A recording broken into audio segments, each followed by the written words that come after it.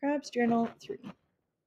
To most people, running away without leaving a trace would be impossible.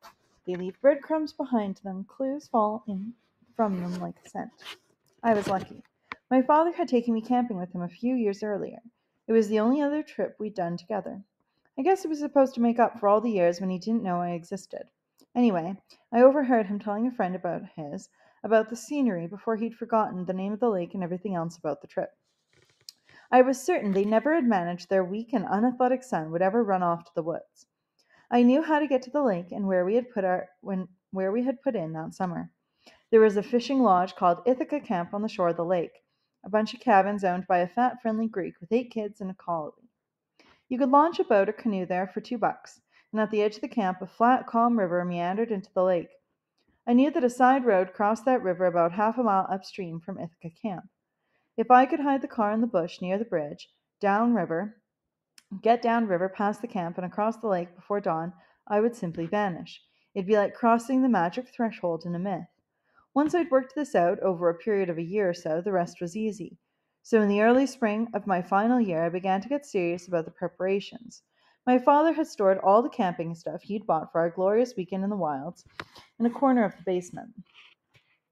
I think he wanted to forget about his attempt to get two people who had trouble being in the same room together without some kind of spontaneous combustion, breaking out into pals over the course of one weekend. There was assorted packs, a little stove, hatchet, knives, a pot set including dishes and cutlery, ropes, a whole store full of stuff. It was all piled behind and under bundles of newspaper magazines and boxes of forgotten junk. My parents like to pretend this messy and dark part of their house doesn't exist.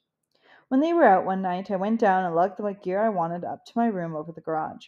Then I carefully replaced the junk, and just to be sure the place remained unvisited, I banged the light bulb to break the filament. Once I had the stuff in my room, I had to clean it, store it out of sight of the maid. She isn't the hardest worker in the world, so if I suggest that there are areas of my room that don't need attention, she willingly goes along with me. The little stove went up on the top shelf of my closet, rolled up in the sleeping bag.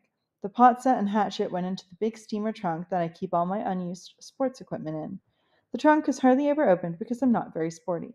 When my father used to have a flare up of optimism and think maybe I could become a jock, he'd buy me some expensive implement that was designed to hit, bash, or catch a ball, as if the mere presence of the object would add muscles to my frame and competitive spirit to what he often called my pansy mentality. I hung the packs in the closet behind my clothes. That done, I was ready for phase two. I had to get hold of clothing and food in such a way that I left no clues. Clothing was easy.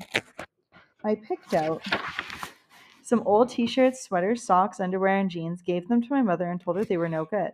She always gives our old clothes to the Salvation Army. Often she has them cleaned by the help. I waited until they were ready and told her I'd drop them off at the collection bin, which is in a shopping center parking lot on the way to school. But I kept them instead. So I managed to get 2 sets of clothes that no one would miss. They couldn't trace me if they didn't know what I was wearing. The food was easier but took longer. I grabbed her from the kitchen when Cook, a grouchy old Polish lady who is as nearsighted as she is short-tempered, went home after work and my parents were out on one of their boring parties. I'd slip downstairs for my little eyrie and snaffle a few tins at a time, just a few. The grumpy Polski was pretty sharp about her provisions. I added this to the stockpile by buying what looked like useful and tasty stuff from local milk stores. The food, as the spring wore on, gradually filled the 2 big canvas canoe packs. That left a third for other gear and a small nylon haversack for clothing. By the end of May, I was ready. I figured I'd leave on a weeknight before my final exams. Those big important keys that would, my parents deeply hoped, unlock dozens of university doors for me. In their fantasies, I was to win piles of scholarships and much acclaim, and be the second some Caudalade of the Crabbe clan. You know who was the first. And eventually, I was to be famous. I'd be a rich corporate lawyer, a brilliant physician, specialist, of course, or a big gun exec in a company that had wealth and power. I'd be my parents' son. That was the plan.